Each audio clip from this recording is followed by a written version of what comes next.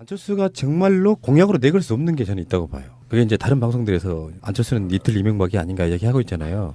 4대강 문제인데 최근에 문재인 후보가 부산에 가서 4대강에 대해서 재조사 하겠다 이렇게 이야기가 나온 거거든요. 사실은. 근데 만약에 안철수가 이명박이랑 아무 상관없다고 하면 분명히 거기에 대해서 제대로 걸 거라고 말해요. 박근혜가 구속됐는데 그 다음에 항상 물음표가 따라왔죠. 이명박은 요 느낌을 지금 제대로 건드려주고 있다고 봐요. 그래서 문재인 스타일대로 당장 폭파하겠다고 얘기 안 했어요. 문재인 스타일을 어떻게 이야기하겠습니까? 철저히 조사해본 뒤에 판단하겠다라고 얘기를 했단 말이에요. 그러니까 4대강에 대해서만큼은 지금 이제 유력 대선 후보가 정권이 바뀌고 나면 재조사해가지고 뭔가 문제점이 뭔지 보를 폭파할 건지 말 건지를 결정하겠다라고 얘기가 나왔습니다. 안철수는 이걸 이야기할 수 있을까요? 절대 못하죠. 그리고 안철수 입장에서는 그 MB의 입장을 대변하기 때문에 못하는 것도 있지만 그 영남 쪽에 있는 그 민심들한테서 찍힐까봐 이걸 못할 거예요. 왜냐하면 물론 4대강 자체를 하는 게 매년 들어가는 3조 원 이상의 관리 비용을 줄일 수 있다는 면에서 경제적인 이득도 있지만 자, 이 과정에 연루돼 있던 영남 쪽의 지방 기업들의 건설 기업들한테는 일종의 공포스러운 과거에 한번 면죄부를 받았던 부분에 대한 어떤 재조사가 들어오는 거랑 마찬가지 입장이거든. 물론 이제 대부분의 그 시공사들이나 관계된 기관들이 전 정부에서 다 두들겨 맞아서 법적 조사와 가징금을 냈고 사면을 다 받았어요. 그러니까 법적인 처리는 이미 끝나 있는 상태인데 그 상황에서 영남에 대한 거를 하겠다라는 게 드러나게 되면 이거는 사실상 4대강에 대한 질시도 될 수 있지만 진실풀이도 될 수 있지만 이명박에 대한 단죄이고 처벌받지 않은 이명박에 대한 단죄이고 또 하나는 영남권에 있는 낙동강을 주변으로 해서 이루어졌던 굉장히 많은 공사비 13조 원 가까운 돈이 들어갔을 걸로 생각이 되는데 전체 공사비의 절반 이상을 그 투자했던 이 낙동강 관련한 지금의 4대강 사업이 완전히 무용론이다라는 걸 상징적으로 보여주기 위한 일종의 공격 카드가 아닌가 싶은 거죠. 상대로서는 방어 논리가 그렇죠. 있을 수 없는. 히든 카드인 거야 이게. 네. 너는 이런 말 못하지? 이렇게 되는 그런 느낌 같아요. 근데 뭐 안철수도 이제 뭐 이명박 이야기가 나오면은 그런 식의 이야기는 해요. 그러니까 이명박 정권 시절에 뭐 이렇게 내가 대단한 거를 맡아 썼다라는 식으로 이야기하는 사람들도 많지만 사실은 뭐 DJ 정부 때에서부터 노무현 정부 때 등등에도 뭐 이런저런 일을 맡았었다. 그리고 그 4대강에 대해서도 자기가 나름 비판적인 목소리를 냈었다. 4대강 같은 거 할 그런 돈으로 뭔가 IT라든지 이런 쪽에 좀 더 집중을 하자라는 이야기를 자기가 한 바가 있기 때문에 그때 그 자기 말이 잘 들렸더라면 이런 4대강에도 안 하고 그리고 지금의 어떤 4차 산업혁명에 대한 대비 같은 것도 훨씬 더 일찍 이루어질 수 있었다. 이제 이런 이야기는 하죠. 그러니까 자신과 MB가 결코 같은 궤에 놓이지 않는다는 그러한 어떤 차별점 같은 것은 이야기는 많이 하는데 실제로 그래서 4대강 이 대목을 뭐 볼을 폭파한다든가 이런 방식으로 다시 되돌리자라는 이야기는 안 나오고 있어요. 그러니까 문재인의 워딩은 이거예요. 4대강 사업을 전면 재조사할 것이에요. 굉장히 강한 워딩이잖아요. 왜 그러냐면 아까 찌라시님이 현장에 좀 얘기를 한 적이 있는데 실제로 제가 요즘 이제 최근에 경북 낙동강 주변을 많이 다니고 있지 않습니까? 그런데 이구동성 4대강은 볼을 터야 된다고 얘기를 해요. 왜 그러냐면 그렇지. 관행 쪽으로 살아온 사람들의 물 흐름이라는 게 있는 거거든요. 그러니까 그거에 대한 반감이 굉장히 크고요. 그다음에 아까 지역에 혹시나 지역 토호 세력들이 이거를 반대할까라고 생각하는데 그렇지 않습니다. 왜 그러냐면 이명박이 처음부터 말한 대로 4대강을 제대로 만들어서 그곳에서 생태계가 형성됐다라면 경제적 생태계가 거기서 무슨 이익이 창출되거나 새로운 일자리가 창출되거나 해야 되는데 지금 답보 상태에 있고 공공자금만 지금 투입된 상태이기 때문에 오히려 그 부분들을 이거는 정치적 이념을 떠나서 완전히 떠나서 오로지 생태로만 생태계 보호라는 상황에만 두고 접근을 해서 생태적 복원을 위해서 볼을 터야 된다 그러면 터야 된다고 저는 봅니다. 예, 분명히 그랬지 이것이 정치적 논리로 가서는 안 된다. 낙동강이 썩어버리면 우리 젖줄이 썩어버리는 거거든요. 그래서 굉장히 어려움이 있기 때문에 그 부분은 정말 저는 정치인들보다는 오히려 굉장히 전문가들이 모여서 향후에 조사 결과를 바탕으로 볼을 틀 것인지 말 것인지를 얘기해야 될 겁니다. 그런데 SOC는 한번 설치해 놓으면 되돌리기가 굉장히 어렵습니다. 그래서 향후에 SOC 사업이라도 일어나면 우리 애청자분들은 정말 들고 일어나야 돼요. 이렇게 설치해 놓으면 철거하기가 굉장히 어려워요. 그러니까 뭐 유지 비용도 만만치가 어마어마하죠. 않고요. 지금 5년 동안 유지 비용이 25조 원 넘어서 30조 원 가까이 들어갔다고 그래요. 예, 그러니까 지은 만큼 들어간 거예요. 60만 개 일자리 만드는 겁니다. 그 돈이면. 예. 정말 이번에 그 저 중국이 우주 시대를 개막하면서 총 들어갔다는 비용이 20조잖아요. 네. 그렇죠. 그 생각도 허망해. 되게 허망하잖아요. 물은 그렇게 망쳐놓고. 그리고 우주 정거장까지 만드는데. 이게 전 세계에서 제일 비싼 구조물이에요. 보호 16개를 짓는데 22조 원을 썼다는 얘기는 아니 그렇게 말할 수는 없지. 그러니까 사실은. 일상적으로 아니 단가가 단가가 단가가. 단가가 10배 이상 비싼 거예요. 단가가 왜냐면 비싸. 아니, 그러니까 4대강 사업은 보호에만 들어간 게 아니기 예. 때문에. 아니 그러니까 그거를 다 합쳐서라도 전체적으로 SOC 공사 비용이 단가가 굉장히 높은 사업이었다 이렇게 보셔야 돼요. 일반적으로 지금 지어져 있는 보드 하나의 가격이 건설비가 건설을 해본 사람 입장에서 보면 1,000억에서 1,500억 미만이거든요. 그거 16개 짓고 강바닥 퍼냈는데 불구하고 돈이 그렇게 사라졌다. 이거 어마어마한 거고요. 이게 공사비를 대기업들이 일반적으로 보통 국가에서 입찰을 나오면 한 70% 정도에 받아요. 근데 4대강 사업들은 묘하게 98%까지 받은 사례가 있어요. 입찰비 자체를. 그럼 거기서 20% 로비겠죠. 그러니까 그거 20%가 날라간 거고 그걸 실제 공사를 하는 사람들이 받은 단가는 55% 선이에요. 그럼 22조 원 중에 55%만 실공사비에 투자됐고 나머지 45% 즉 10조 원 가까운 돈은 사실상 그 중간 단계에 있는 대기업들과 커넥션이 있었던 공무원 그룹 내지는 영포 라인들이 다 나눠 먹었다는 얘기거든. 그러니까 이거 자체를 다시 되돌리는 거 이제 이 범죄 행위를 완전히 밝혀내야 된다는 거지. 대한민국에서 유일하게요. 그 공사에 참여된 모든 건설 기업들이 추징금 나간 게 처음이에요, 역사적으로.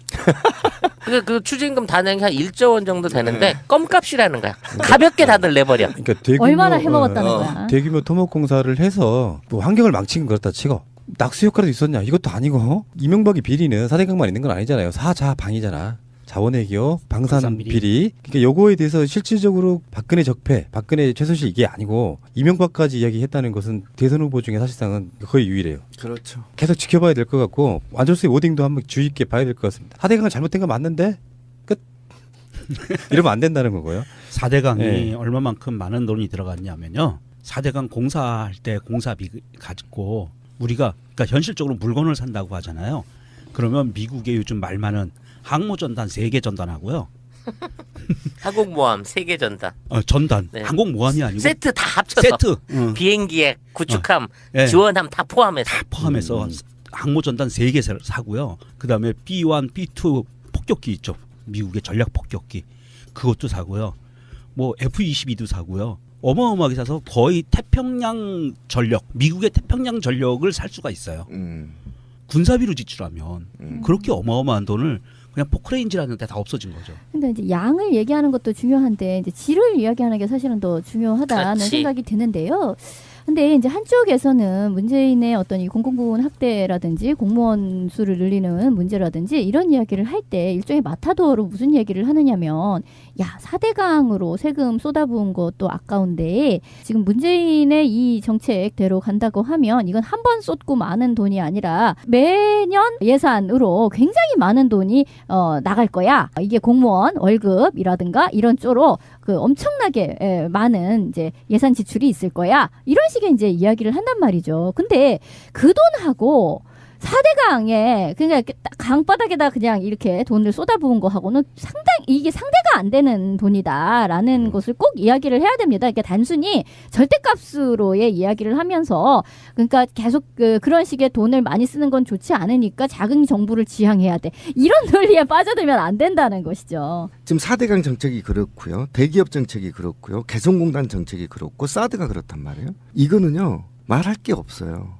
박근혜 정부와 이명박 정부를 계승하는 겁니다. 그렇죠. 예. 전 더 이상 얘기할 게 없다. 그럼 다를 게 뭐 있냐? 네가 야당인 게 뭐고 네가 DJ를 계승하는 당인 거냐?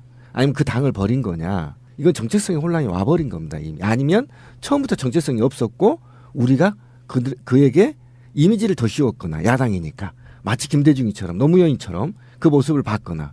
그런데 지금 그러면 이명박하고 박근혜 정부하고 차별점이 뭐 있는 거죠? 시간이 갈수록 오히려 좀 심각한 문제가 직면해 있고 그래서 지지율이 좀 하락할 거다. 저는 이렇게 보고 있어요. 그래서 지지율 한번 보겠습니다. 예. 사실 우리가 이슈 이야기하는데 경제 무슨 공공부문 일자리 이런 데에서는 지지율이 사실상 움직이진 않아요. 실제 지지율은 유치원 공약 같은 걸로 움직입니다. 우리 다 아시겠지만 디테일하게 들어왔을 때 이거 좀 이 사람 이상한데 하면 지지율 빠지는 거고요. 그래서 그게 반영된 여론조사가 리얼미터 조사인데 일단 리얼미터 조사는 44.8대 안철수 36.5로 벌어지는 추세로 보면은 안철수가 피크점 찍고 내려가고 있는 상황이다. 이렇게 저는 보거든요. 아 이거 뭐 문재인은 안 찍고 싶은데 안철수를 뭐 어쩌고 이렇게 그 안철수에게 나름 호의적이었던 사람들이 발을 좀 빼고 있는 것 같은 그런 느낌인데 그 전에 그런 얘기가 있었잖아요. 그 여론조사 조작 정황들. 그래서 이제 가장 첫 번째가 유무선. 이 리얼미터 조사 같은 경우는 무선이 90이에요. 그러니까 유무선의 비율 그리고 저번에 말씀드린 것처럼 RDD의 그 랜덤 디지털 다이얼링. 그래서 그 랜덤이 깨진 상태의 여론조사를 갖고 지금 뭐 사실상 문재인을 안철수가 앞섰다 이렇게까지 표현하고 있는데 지금 조사 들어갔죠. 예. 그래서 지금 리얼미터 여론조사는 그런 면에서는 굉장히 합리적으로 유선과 무선 어떤 구분 같은 거를 적절해주면서 실제로 해보니까 퍼센테이지가 한 9%, 8% 정도 차이가 나는 여론조사. 그러니까 안철수가 각종 보수 언론과 여론조사 기관들의 사실상 조작의 의도를 갖고 있는 거를 지금 갖고도 피크점 찍고 지금 내려오고 있는 상황이라 저는 이렇게 보거든요. 실제 여론. 여론조사에 기본적으로 30% 이상 유선을 섞으면 무조건 안철수라 보수 진영에 유리한 결과가 나온대요. 근데 왜 그러면 무리해서 유선 전화를 넣냐 그랬더니 시간이 부족해가지고 그랬다는 거야. 그러니까 전화 걸 시간이 부족해가지고 유선까지 합쳐가지고 그걸 넣었다는 식으로 얘기를 하고 있거든. 그러니까 여론조사 기관들이 사실은 청부를 받고 어느 정도의 수치에 맞춰서 결과를 달라라고 하는 청부에 맞춰가지고 지금 이 표본들이나 조사 방식을 지들 멋대로 바꿔가면서 조작을 하고 있는 거예요. 그러니까 매번 할 때마다 조사하는 방식들이 다 틀리잖아. 그리고 틀린 조사를 통해 가지고 막 일주일 만에 5% 10%씩 안철수가 치솟아 오르기도 하고 뭐 안희정이 쑥 빠져서 달아나기도 하고 뭐 이런 식의 말도 안 되는 조사가 나오는 거예요. 그러니까 문재인은 어떻게 박아놔도 6개월 동안 계속 40% 언저리인데 나머지는 대상자를 바꾸기만 하면 안희정 지지하던 사람이 그대로 안철수한테 넘어간다든지 뭐 반기문 지지하던 사람들이 그대로 뭐 안희정으로 넘어간다든지 이런 식으로 나오고 있는 여론조사를 거의 매달 하고 있잖아. 사람 지지가 그렇게 금방금방 변하나? 애정이 그렇게 금방 변해? 부동층이라고 해야 되려나요? 그러니까 예전에 반기문이 오면 반기문을 찍었던 사람들이 반기문 사라졌어. 그러다가 또 안희정이 나름 대안이라고 생각해서 이제 글로 또 좀 이렇게 몰리고 했었던 사람들이 이제 그렇게 흘러서 이번에는 이제 안철수에게로 이렇게 몰려간 그런 상황인 거는 맞죠. 근데 그럼 이 사람들이 그렇게 막 대상을 바꿔치기 하면서 막 옮아 다니는 뭔가 막 유령 같은 뭐 사람들이기 때문에 그럼 이거는 여기에서 그럼 다 흩어질 것이냐?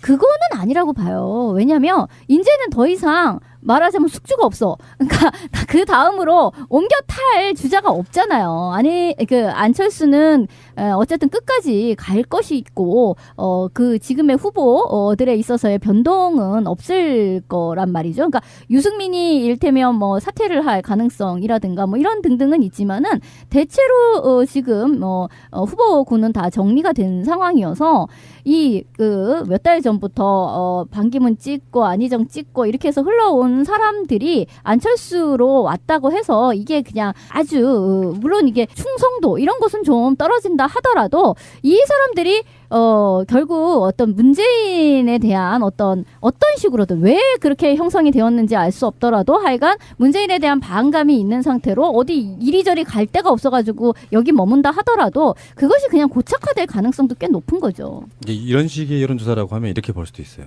박근혜 탄핵을 하자 여론 뭐 초창기 때는 95%까지 나왔다니까.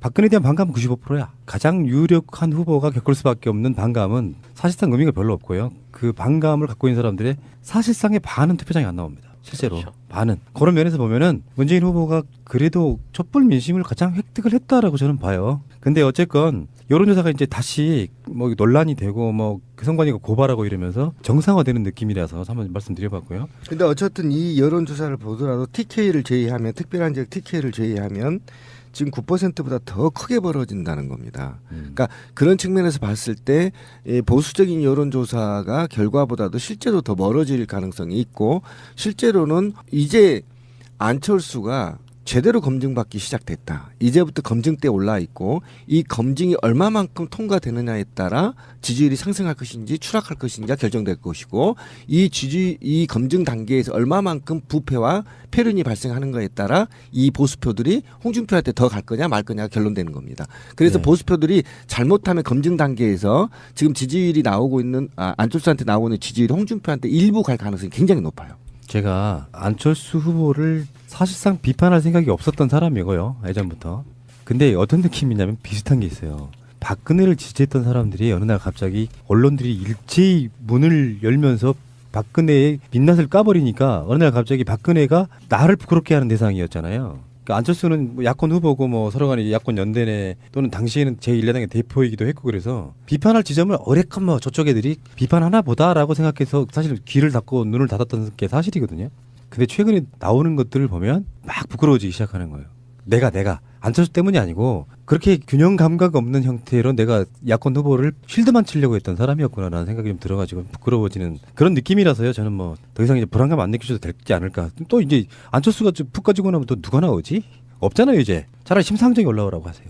그러면 그냥 반대하지 않겠습니다. 제가 그 이 여론조사 지표를 좀 상세하게 보니까 안철수가 유일하게 오른쪽이 TK에서 올라갔고요. 수도권 지역으로는 TK 그리고 여기서 얘기하는 수도권은 조금 좀 다릅니다. 수도권에서는 이게 등치가 되는 게 연령별로 60대 이상이 섞이는 거예요. 수도권에서. 그래서 이 두 가지 요인으로 안철수가 이번 여론조사에서 그래도 많이 떨어지지 않고 지금 버티고 있는데 다른 지역은 전체적으로 문재인 후보가 다 이겼어요. 요 부분만 빼고 전 지역 전 계층에서 다 이겼죠. 예, 충청도도 압도적으로 이기고 40대 이하로는 뭐 말도 못할 정도로 이기고 하는데 제가 보기에는 지금 그 이 안철수 후보가 갖고 있는 이 지지세는 정확하게 홍준표하고 겹치는 것 같거든요.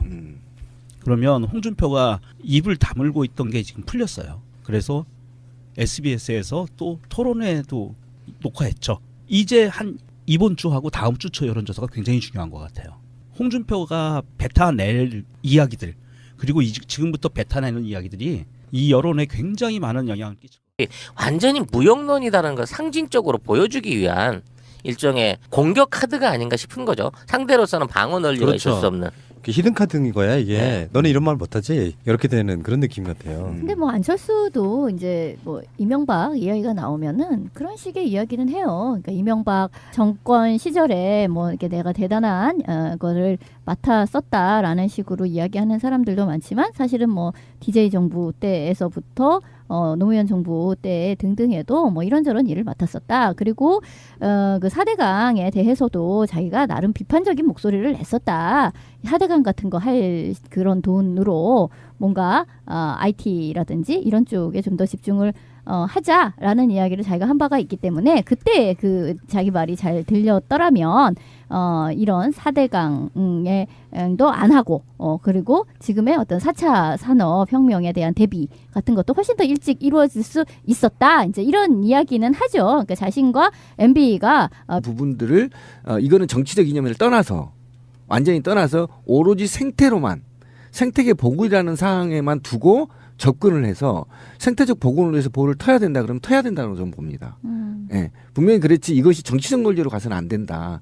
낙동강이 썩어버리면 우리 젖줄이 썩어버리는 거거든요. 그래서 굉장히 어려움이 있기 때문에 그 부분은 정말 저는 정치인들보다는 오히려 굉장히 전문가들이 모여서 향후에 조사 결과를 바탕으로 볼을 틀 것인지 말 것인지를 얘기해야 될 겁니다. 그런데 SOC는 한번 설치해 놓으면 되돌리기가 굉장히 어렵습니다. 그래서 향후에 SOC 사업이라도 일어나면 우리 애청자분들은 정말 들고 일어나야 돼요. 이렇게 설치해 놓으면 철거하기가 굉장히 어려워요. 그러니까 뭐 유지 비용도 만만치가 어마어마하죠. 않고요. 지금 5년 동안 유지 비용이 25조 원 넘어 30조 원 가까이 들어갔다고 그래요. 60 지은 만큼 들어간 거예요. 60만 개 일자리 만드는 겁니다. 그 돈이면. 예. 정말 이번에 중국이 우주 시대를 개막하면서 총 들어갔다는 비용이 20조잖아. 안철수가 정말로 공약으로 내걸 수 없는 게 저는 있다고 봐요. 그게 이제 다른 방송들에서 안철수는 이틀 이명박이 아닌가 이야기하고 있잖아요. 4대강 문제인데 최근에 문재인 후보가 부산에 가서 4대강에 대해서 재조사 하겠다 이렇게 이야기가 나온 거거든요. 사실은. 근데 만약에 안철수가 이명박이랑 아무 상관없다고 하면 분명히 거기에 대해서 제대로 걸 거라고 말해요. 박근혜가 구속됐는데 그 다음에 항상 물음표가 따라왔죠. 이명박은 요 느낌을 지금 제대로 건드려주고 있다고 봐요. 그래서 문재인 스타일대로 당장 폭파하겠다고 얘기 안 했어요. 문재인 스타일이 어떻게 이야기하겠습니까? 철저히 조사해 본 뒤에 판단하겠다라고 얘기를 했단 말이에요. 그러니까 4대강에 대해서만큼은 지금 이제 유력 대선 후보가 정권이 바뀌고 나면 재조사해가지고 뭔가 문제점이 뭔지 보를 폭파할 건지 말 건지를 결정하겠다라고 얘기가 나왔습니다.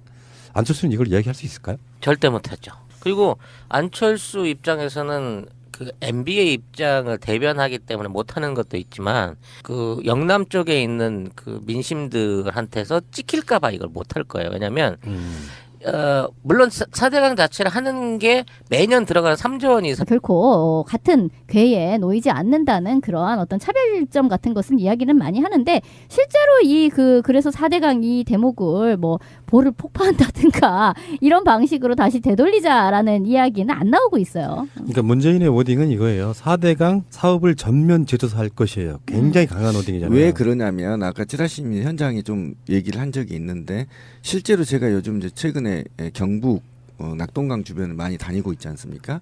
그런데 이구동성 4대강은 보를 터야 된다고 얘기를 해요. 왜 그러냐면 그렇지. 관행 쪽으로 살아온 사람들의 물 흐름이라는 게 있는 거거든요. 그러니까 그거에 대한 반감이 굉장히 크고요. 그다음에 아까 지역에 혹시나 지역 토호 세력들이 이거를 반대할까라고 생각하는데 그렇지 않습니다. 왜 그러냐면 이명박이 처음부터 말한 대로 4대강을 제대로 만들어서 그곳에서 생태계가 형성됐다라면 경제적 생태계가 거기서 무슨 이익이 창출되거나 새로운 일자리가 창출되거나 해야 되는데 지금 답보 상태에 있고 공공자금만 지금 투입된 상태이기 때문에 오히려 그 상의 관리 비용을 줄일 수 있다는 면에서 경제적인 이득도 있지만 자, 이 과정에 연루돼 있던 영남 쪽의 지방 기업들의 건설 기업들한테는 일종의 공포스러운 과거에 한번 면죄부를 받았던 부분에 대한 어떤 재조사가 들어오는 거랑 마찬가지 입장이거든. 물론 이제 대부분의 그 시공사들이나 관계된 기관들이 전 정부에서 다 두들겨 맞아서 법적 조사와 가징금을 냈고 사면을 다 받았어요. 그러니까 법적인 처리는 이미 끝나 있는 상태인데 그 상황에서 영남에 대한 거를 하겠다라는 게 드러나게 되면 이거는 사실상 4대강에 대한 질시도 될 수 있지만 진실풀이도 될 수 있지만 이명박에 대한 단죄이고 처벌받지 않은 이명박에 대한 단죄이고 또 하나는 영남권에 있는 낙동강을 주변으로 해서 이루어졌던 굉장히 많은 공사비 13조 원 가까운 돈이 들어갔을 걸로 생각이 되는데 전체 공사비의 절반 이상을 그 투자했던 이 낙동강 관련한 지금의 4대강 사업이